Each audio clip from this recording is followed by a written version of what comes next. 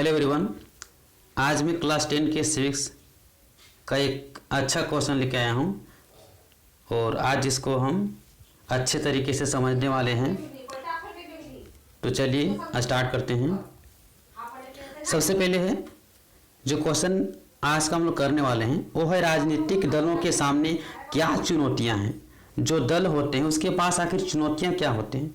तो सबसे पहले चुनौतियों को समझने के लिए हम ये जानेंगे कि दल क्या होता है, राजनीतिक दल क्या होता है। दल को समझ लेंगे बस कुछ देर में, उसके बाद में हम लोग दल के जो सामने चुनौती। तो चलिए स्टार्ट करते हैं। देखिए जैसे कि हम यहाँ पे लिख के रखें ताकि आप लोग को पढ़ाने में सुविधा हो, इसलिए सबसे पहले दल क्या होता है। तो यहाँ पे दो डेफिनेशन मैंने दिया है। सबसे पहले कि कुछ लोग एक समूह बनाते हैं जो चुनाव में भाग लेते हैं और सरकार की सत्ता को संभालते हैं, उसे राजनीतिक दल कहते हैं। इससे आप क्या सीखें कि कुछ लोग क्या करते हैं, एक समूह को बनाते हैं। ठीक है, कुछ लोग एक समूह को बनाते हैं जो क्या लड़ते हैं, तो बोलेंगे चुनाव लड़ते हैं। ठीक है, या चुनाव लड़ते हैं बोलिए चुनाव में भाग लेते हैं, बात एक ही हुआ। तो चुनाव लड़ते हैं, चुनाव में भाग लेते हैं और सरकार की सत्ता को संभालते। मान लीजिए चुनाव में जीत गया, चुनाव लड़ रहा था, चुनाव जीत गया, तो सत्ता को संभालेगा, मतलब अपना सरकार बनाएगा और उस शासन भी करेगा, सत्ता को संभालेगा। तो वही लिखा है कि सरकार की सत्ता को संभालते हैं, इसे हम क्या कहेंगे, राजनीतिक दल कहेंगे। तो मुख्य रूप से इससे हम क्या देखें कि जो दल होगा वो सबसे पहले दल जो होते हैं एक समूह होते हैं। वो समूह क्या करता है, उस समूह का उद्देश्य होता है कि सबसे पहले चुनाव को लड़ना और सत्ता को संभालना। चुनाव लड़ना और सत्ता संभालना, याद हो गया होगा, चुनाव लड़ना और सत्ता संभालना। आप बोलिए, आप भी हमारे साथ साथ बोलिएगा, आपको भी याद हो जाएगा। देखिए तो हम बता रहे थे कि कुछ लोग एक समूह बनाते हैं। ठीक है, कुछ लोग क्या करते हैं, एक समूह बनाते हैं और इस समूह का काम होता है कि चुनाव को लड़ना। क्या होता है, चुनाव को लड़ना। चुनाव लड़ते हैं या चुनाव में भाग लेते हैं, एक ही हुआ। तो चुनाव लड़ते हैं और सरकार की सत्ता को संभालते हैं। जो सरकार है, गवर्नमेंट है, सरकार की सत्ता को संभालते हैं। ये सरकार की सत्ता को कब संभालेगी, जब ये चुनाव जीत जाएगा। तो दल का काम क्या होगा, सरकार की सत्ता को संभालना है और किसी तरह से देश को चलाना है। तो इसे हम कहते हैं राजनीतिक दल। अथवा में एक और आपको हम डेफिनेशन दिए, या करके देखिएगा कि कुछ लोग, एक मिनट जूम कर लेते हैं थोड़ा सा, अब ठीक रहेगा।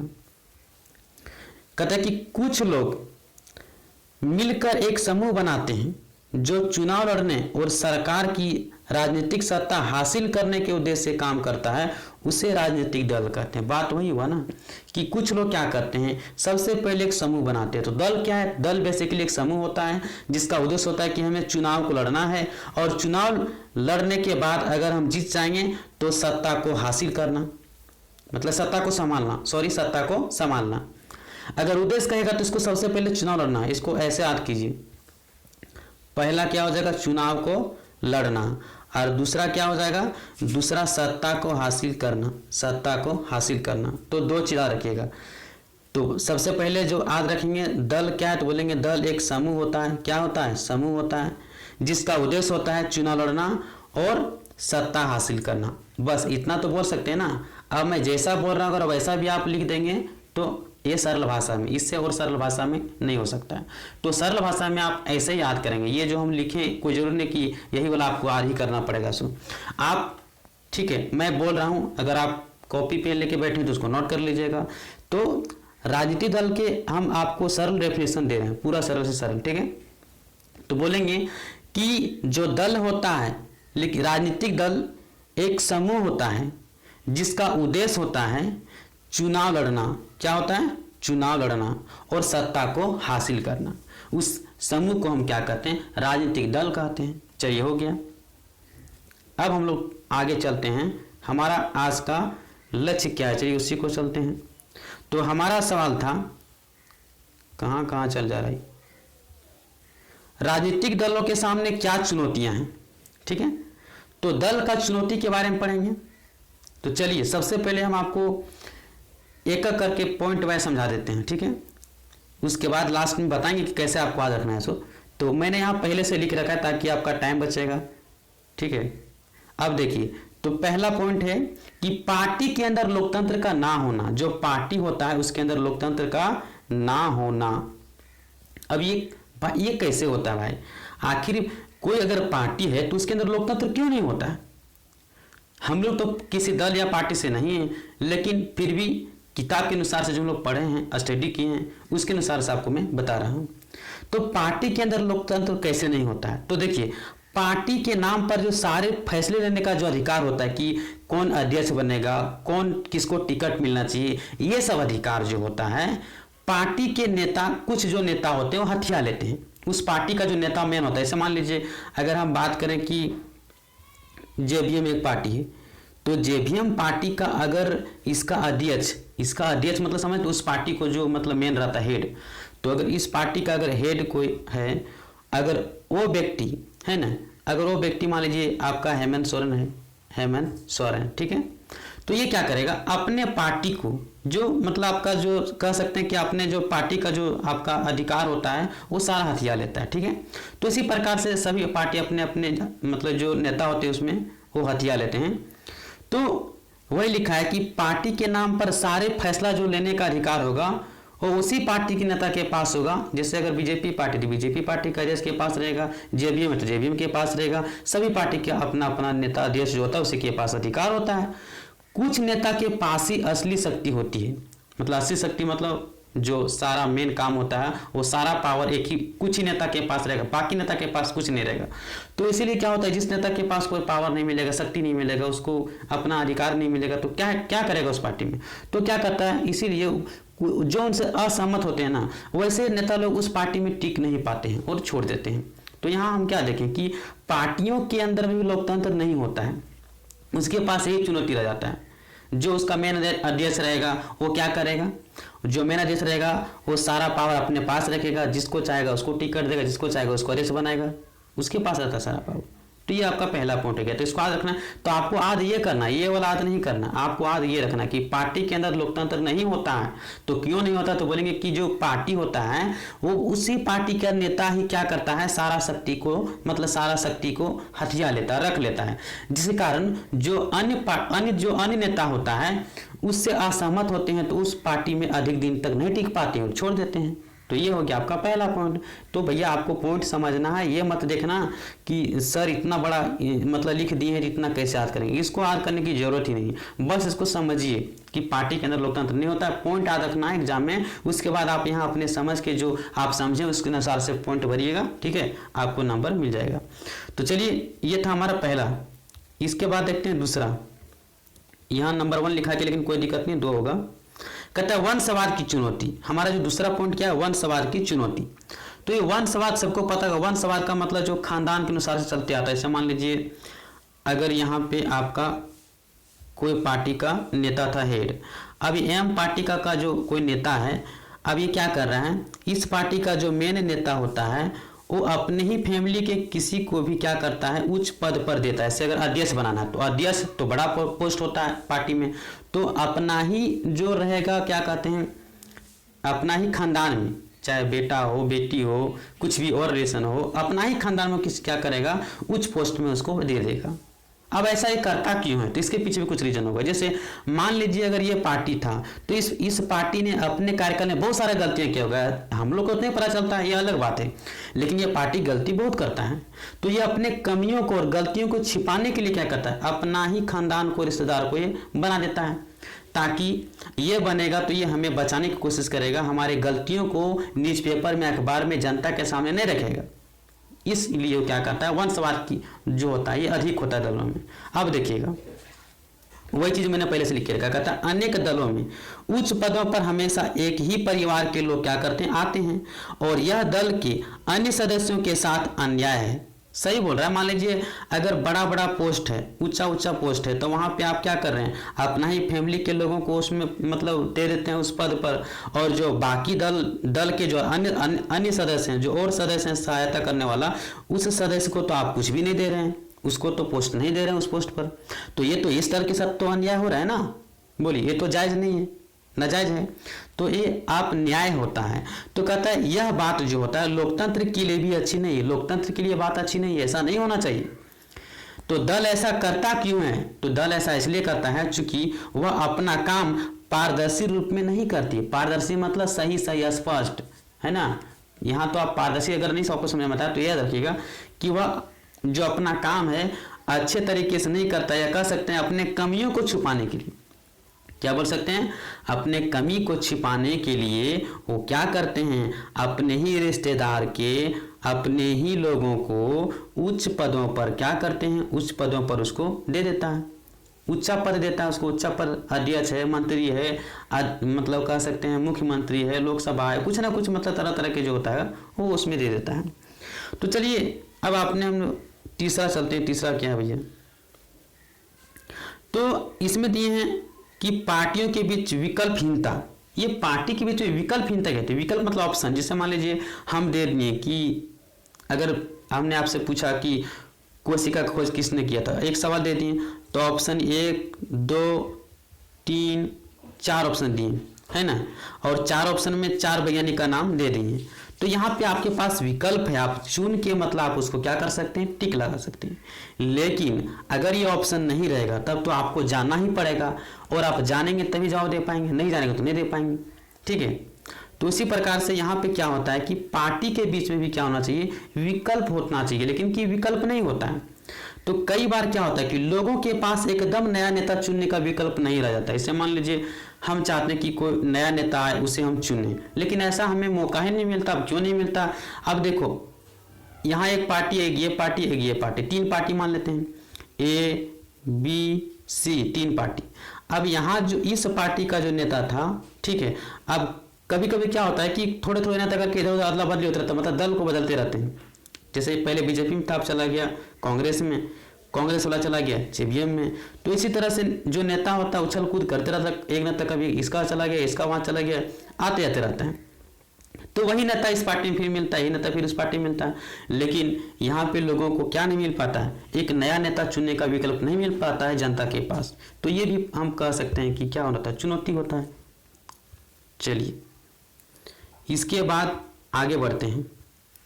कहते हैं चुनाव के समय पैसा और अपराधी तत्वों का बढ़ती घुसपैठ। मतलब जब चुनाव आता है ना, उस समय पैसा और अपराध का मामला बहुत देखने को मिलता है। कैसे होता है देखिए, कहते हैं पार्टियां की सारी चिंता एक ही होता है कि हमें चुनाव जीतना है, हर हालत में किसी भी तरह से चुनाव जीतना है, चाहे जो कुछ हो जाए। इसके लिए अगर नाजायज भी करना पड़ेगा तो करेंगे, लेकिन चुनाव जीत के रहेंगे। ये जिद होती है पार्टियों का, और चिंता भी होती है।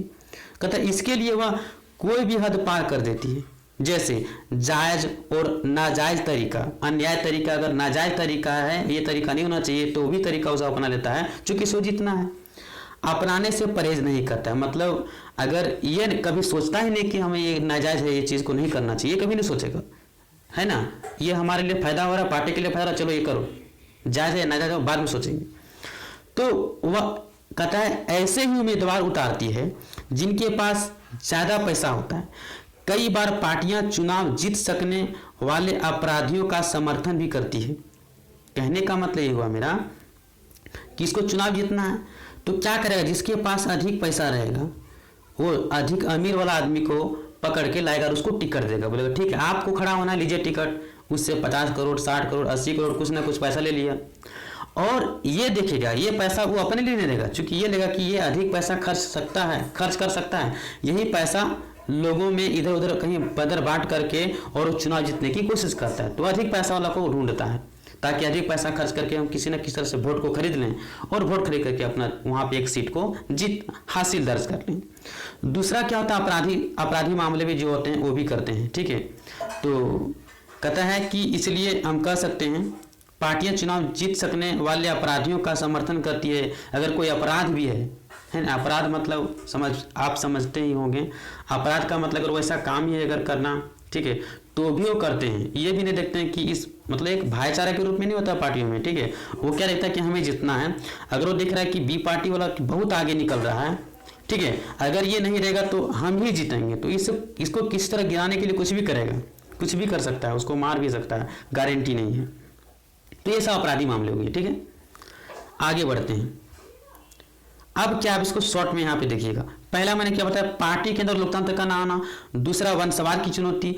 तीसरा पार्टियों के बीच विकल्पहीनता। और चौथा पैसा और अपराधी तत्वों की बढ़ती घुसपैठ। 4, बस यही चीज आपको याद करना है, इसके अलावा कुछ भी नहीं याद करना है। अब बोलिएगा सर इतने में कैसे लिखाएगा, अगर 150-200 वर्ड लिखना है तो कैसे क्या करेंगे? तो आप हमारे पास उपाय आपके पास भी है, हमें आपको एक्सपीरियंस को क्या करते हैं शेयर कर रहे हैं। देखिए क्या करना है उसको। तो सबसे पहले ऐसे मान लीजिए आप याद कर लिए कि जो दल है उसके पास 4 चुनौती है। तो नंबर 1 में है कि दल के अंदर जो पार्टी होता है उसके अंदर लोकतंत्र नहीं होता है। दूसरा वंशवाद की चुनौती होता है। तीसरा विकल्प नहीं होता है, पार्टी के बीच विकल्पहीनता। पैसा और अपराधी तत्वों की घुसपैठ, ये चीज होता है। जैसे कि आप ये पढ़ लिए कि पार्टी के अंदर लोकतंत्र का ना होना, तो सही बात है, जो पार्टी होते हैं पार्टी के अंदर लोकतंत्र क्यों नहीं होता है? इसलिए नहीं होता क्योंकि पार्टी का जो मेन नेता होगा, मेन नेता उसी के पास सारा शक्ति होता है। वो जैसा करेगा वैसा करना पड़ेगा। अगर वो चाहेगा तो किसी नेता को मतलब ऊंचा पोस्ट नहीं देगा, हटा देगा, कुछ भी कर सकता है, मतलब उसका मन में रहता है, क्योंकि उसके पास सारा हथियार, उसके पास सारा पावर रहता है, तो वही करता है। अब कोई व्यक्ति 10 साल से उस पार्टी में कार्य कर रहा है, कोई सदस्य, लेकिन उसको कभी टिकट नहीं मिला विधायक का, लेकिन उसका अगर बेटा अगर मतलब हो गया 21 से 25 साल का तो उसको टिकट मिल गया, तो ये भी तो अन्याय होता है ना। यानी मतलब पार्टी के अंदर तो लोकतंत्र ये नहीं कर सकते हम। या फिर कुछ भी ऊंचा पोस्ट किसी और को दे रहा है ना, और दूसरे को नहीं दे रहा है, और सारा पावर अपने पास रख रहा है और किसी को कुछ दे ही नहीं रहा है। दूसरा है वंशवाद की चुनौती। तो वंशवाद की चुनौती का मतलब समझ में आ गया? बोलिएगा कि जो पार्टियां होती है अपने गलतियों को, पहला गलतियों, ठीक है, और दूसरा कमी को, अपने गलतियों और कमी को छुपाने के लिए क्या करते हैं? छुपाने के लिए वह अपने ही परिवार के किसी सदस्य को क्या बनाते हैं? उच्च पदों पर, मतलब उसको उच्च पोस्ट देते हैं, ठीक है। जैसे उसको अध्यक्ष बना देना, नेता बना देना, मुख्यमंत्री का पद, किसी न किसी पद को दे देना, ये सब काम करते हैं वंशवाद में। जो कि ये लोकतंत्र की दृष्टि से क्या है? गलत है, सही नहीं कर सकते, गलत है, ये अन्याय है, ऐसा नहीं होना चाहिए। बस हो गया, ये चीज लिख लेना है। पार्टी के बीच विकल्पहीनता, जैसे क्या होता है कि आपको पता होगा कि अब पार्टी 2-3 गो है और नेता भी यहाँ पे है। अब क्या हुआ कि कभी कभी क्या होता है कि एक दल का जो पार्टी है ना, मतलब सॉरी नेता जो होता है, दूसरे मतलब पार्टी में जाके चला जाता है, छोड़ देता है, यहाँ पे जीत जाता है। जीतने के बाद भी ऐसा हुआ है कि ये जीत गया और यहाँ से जाके दूसरा मतलब चल गया आपका पार्टी में, फिर ये नेता दूसरा पार्टी में चला गया। तो अदला बदली होते रहता है, कभी आपका जेवीएम में, कभी बीजेपी में, कभी आपका कांग्रेस में, हर जगह इधर उधर नाचते रहता है, घूमते रहता है, जहाँ जिसको उसको उससे लगा। अगर उससे जेवीएम पार्टी बोल कि आपको हम देंगे शिक्षा मंत्री का पोस्ट, और यहाँ पे इसको कुछ नहीं मिला था, यहाँ छोड़ करके यहाँ आ गया, तो इस प्रकार से अदला बदली होते रहता है। तो इसमें क्या होता है कि लोगों के पास विकल्प नहीं मिलता कि हम नया नेता को किसको चुने। समझ में नहीं आया आप लोग को? समझ में आ गया होगा। चलिए नंबर 4 देखते हैं, पैसा और अपराधी तत्वों का घुसपैठ। तो आपको पता होगा कि अगर हम लोकतंत्र की दृष्टि देखेंगे, संविधान के अनुसार से पैसा एक लिमिट में खर्च करना है, लिमिट में, अधिक पैसा नहीं खर्च करना है। लेकिन कभी कभी क्या होता है कि जो नेता होते हैं बहुत अन्याय करते हैं, किसी पार्टी के नेता, तो वो क्या करते हैं, चुनाव जीतने के लिए कुछ भी हद पार कर देते हैं, न्याय अन्याय कुछ नहीं देते हैं, जायज नाजायज क्या वो कुछ भी नहीं देखेगा, उसको जीतना भैया, सीट लेना है तो कुछ भी करेगा, मर्डर करेगा, है ना, अधिक पैसा वाला को ले आएगा उठा पिटा करके, कुछ भी कर सकता है। देखिए मान लीजिए कि इसके राम नाम का कोई व्यक्ति है, ठीक है, अब इसके पास बहुत अमीर आदमी है, इसके पास बहुत सारा पैसा, तो बोला ठीक है इसी को टिकट दे दो, इसको टिकट मिल गया, लेकिन बेचारा जो 10-15 साल से काम कर रहा उस पार्टी में उसको नहीं मिला, और इसको मिल गया, कभी काम भी नहीं किया, इसके पास कोई नॉलेज भी नहीं दल राजनीतिक दल के बारे में, राजनीति के बारे में, रिटायर्ड आ गया, पैसे की वजह से दल में राजनीति में आ गया और मतलब टिकट खरीद लिया, और फिर क्या किया, अंधाधुंध पैसा खर्च करके लोगों में बंदर बांट करके और किस तरह से वोट बैंक बना करके मतलब वोट वगैरह खरीद के वो जीत गया। तो इस प्रकार से लोग करते हैं अपराधी तत्व और पैसे मामले की, जो कि ये नहीं होना चाहिए। तो बस यही चीज़ 4 पॉइंट आपको याद रखना है, ठीक है। अगर आपको ये समझ में आ गया होगा तो आप इस वीडियो को लाइक शेयर और सब्सक्राइब कर सकते हैं, और नहीं तो फिर आप मत कीजिएगा, हमें कोई दिक्कत नहीं है। तो चलिए मिलते हैं नेक्स्ट क्वेश्चन के लिए। अगर आप कोई क्वेश्चन पूछना चाहते हैं, 1 मिनट, अगर आपके पास कोई क्वेश्चन है, मन में कोई सवाल है, तो आप पूछ सकते हैं कमेंट बॉक्स पे। आप क्या कर सकते हैं, जो कमेंट बॉक्स है ना, कमेंट बॉक्स पे आप वहां पे टाइप कीजिए, ठीक है, और क्वेश्चन लिखिए कि कौन सा क्वेश्चन आपको दिक्कत हो रहा है, कौन सा क्वेश्चन पूछना है, वो वहां पे टाइप कर दीजिए, हम उसका जवाब जरूर देंगे। देर हो सकता है लेकिन अंधेर नहीं हो सकता है, ठीक है। तो चलिए उम्मीद रखिए, है ना, कि आपका सवाल का जवाब हम जरूर देंगे। और आप कमेंट पे जरूर लिखिए अगर कोई दिक्कत है, कोई सवाल आपको परेशान कर रहा है सोशल साइंस में, तो आप हमें पूछ सकते हैं बेहिचक, कोई डाउट नहीं, हम उसका जवाब अवश्य देंगे। तो चलिए यहीं तक वीडियो, मिलते हैं नेक्स्ट वीडियो में, तब तक के लिए धन्यवाद।